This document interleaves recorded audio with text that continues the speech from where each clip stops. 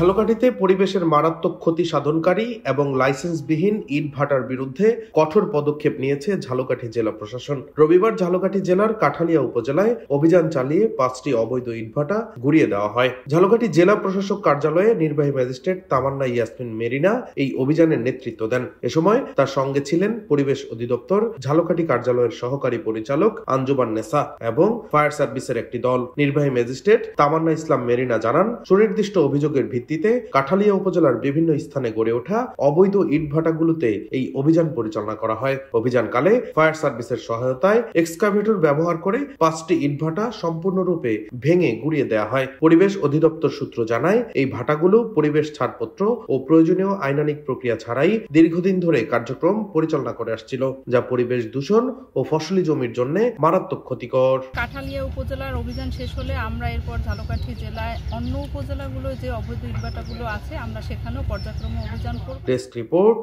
Dainik destiny.